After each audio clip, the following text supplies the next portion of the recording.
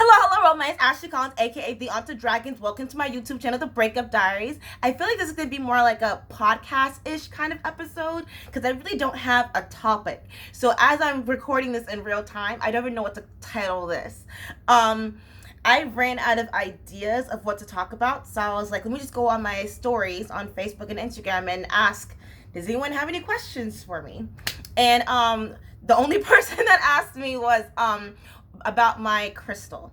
So this was something that was gifted to me by Seattle Love on Instagram, and it is an amethyst. It's a little dirty right now because it's got a little XF makeup on it. um yeah, so it was gifted to me by her online. I hardly ever win any contest. I never ever win anything. But I believe that when someone gifts you something, I'm gonna wear or use the heck out of it because it means something very personal to me. I very rarely get gifts that also as well. This watch that I wear, it's Disney. It is broken. My ex gave it to me. I said I paid for it myself with my money. He picked it out, whatever, but you know. But he gave it to me, I guess 6 years ago, and I still wear it because I don't know. Like I said, it doesn't work. Some of the diamonds are falling out. So yeah, those were those two stories. I have a tattoo on my ribs. I don't know if you can see it. It says fear cuts deeper than swords. I got that impulsively with an old friend. I don't think we're friends anymore. Probably not. But impulsively we were walking through the mall, and it was around Christmas time, in this place called Atomic Tattoos. They were doing like a deal on tattoos, and it was such like a hustle kind of thing. The guy was like, yo, I'll do it for such and such amount. All you have to do is hand me cash. And I was like, why not? Fear cuts deeper than swords is a quote from Game of Thrones. I want another tattoo because I have a burn scar. I was riding on a motorcycle. What are you doing on a motorcycle? Yeah, I know. But yeah, it's a really ugly black scar, and I want to get it covered up with "Leap and the net will appear," which is something that a college professor said at and for the theater program that I was a part of, we had our own like little graduation ceremony. So he gave our commencement speech, and that's something that I'll never forget. He said, "Leap and the net will appear." So I met a guy, and we've like casually hung out here and there, and we were hanging out last night, and he's like, do you like me? And I was like, yeah, I like you. And then like he just kept gushing on and on about how he really likes me, but he doesn't feel ready to be in a relationship because his last relationship was hurt him so badly, etc., etc. And like I felt myself like feeling all giddy and excited because I was like, oh my god, like someone actually likes me. They don't just want to have sex with me. They don't want to use me for anything. They just actually like me, and they enjoy my company. And even talking about it right now, I'm feeling a little excited. But it's stupid. I shouldn't pursue it romantically because I'm not ready for a relationship at all, which is discouraging because I think I'm a good girlfriend. Sometimes I'm argumentative. I don't sit still. I work a lot. Something else that he said last night was his last girlfriend, she would always like take these selfies and like her and like half naked photos online, and I was like, yeah, that's awful. Like what a slut. But like granted, like we don't follow each other on social media, but then my mind shifts to shaming, right? And of course I'm talking about fat shaming, slut shaming, kink shaming, etc., etc. And how did that even come about? How did those words even come about? Who was the first person that say that you shouldn't blank shame someone? And everyone's like, yeah. And I think that you cannot feel shame for something if you don't feel guilty about it. You can't feel shame for something if you don't care what other people think. And also another thing is like, it's really weird and a little borderline manipulative to try to push someone to follow your kind of lifestyle. If you enjoy being overweight, that's fine. You're not hurting anyone else but yourself. That's fine. As long as you live a healthy-ish life, you shouldn't try to persuade people to eat more burgers. If you enjoy having sex online with people, that's fine. Do it, but you shouldn't try to persuade people being like, oh, polygamy is a lifestyle that we all should pursue. Because people are gonna listen to you. You shouldn't try to persuade someone to go straight vegan, like, just do you. You don't have to justify it, because it just makes you look guilty. It makes you look like you actually don't enjoy doing what you're doing. You know? Yeah. I don't know, like sometimes I'll get like these emails or these messages saying, sign up for this retreat, sign up to help save the planet, sign up for this, sign up for that. And it's like,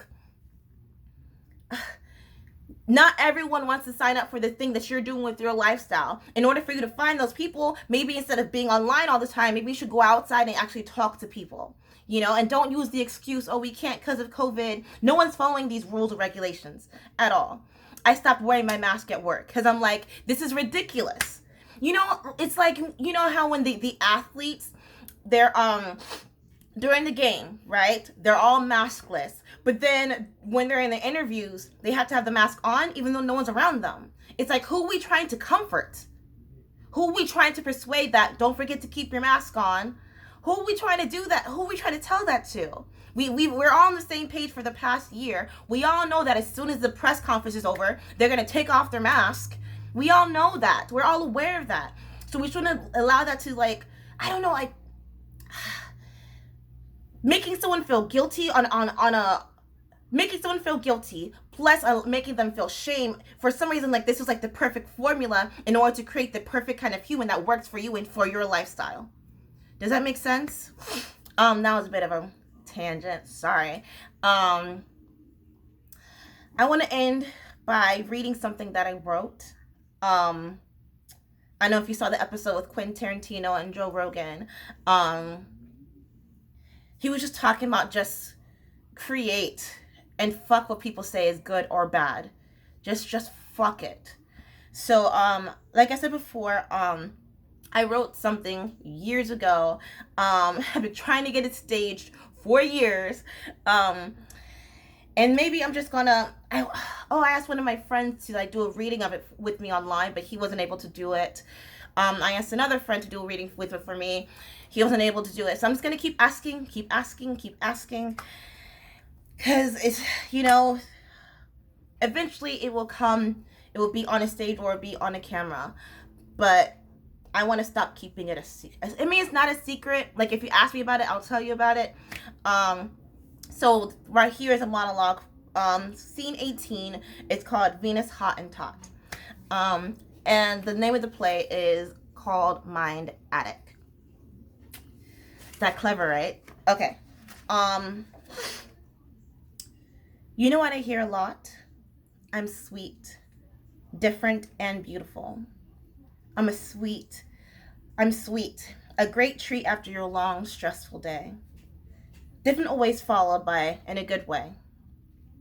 Like some exotic Venus Hottentot that you want to put on display and expose. Everyone come look at the girl with the sword tattoo. Looking is $5. The list stops there. I'm stupid. A stupid girl with stupid dreams and never learns. I hate the word beautiful. It's more of a repulsive word because it's a Venus haunting trap. That's what they always say when they want to fuck me. Huffing and puffing and blowing my body away. I'm not a prize at a freak show. I was taught my body's a temple and your words have with plenty revenue. Layer me with your lies, soft like silk. Are you aware they idolized us and compared us to apes? With hips like that, she can't be human. If science can't label it, it must be exotic. A Venus hot and miracle. I'm a slow learner, it's true, but I learn. While her organs sit in a jar to be oohed and awed at in the name of science, what I'm saying is sorry. I'm sorry I'm not going to bend over for you. See, I like to be kissed before I get fucked. So I'll do it myself. I will love myself overnight and listen to the musical notes of my moans while I cherish this beautifully stupid girl.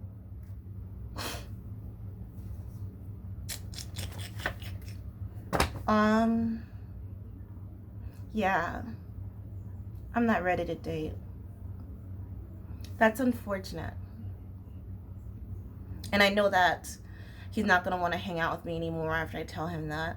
Because, like, there'll just be too much tension. But I can't selfishly ask someone to stay my friend when in the back of their mind they want to be with me. Which sounds so selfish. Sounds so selfish because there's people out there who actually are craving to be in a relationship. And I'm like, I'd rather just wait. But what am I waiting for? I don't know. It's never the right time. I know what you're saying. But yeah. Thanks for listening. Have a good day. Oh, maybe if you're watching this during the 4th of July. Oh no, only America celebrates the 4th of July. I always forget that. Happy day that ends with a Y. Bye.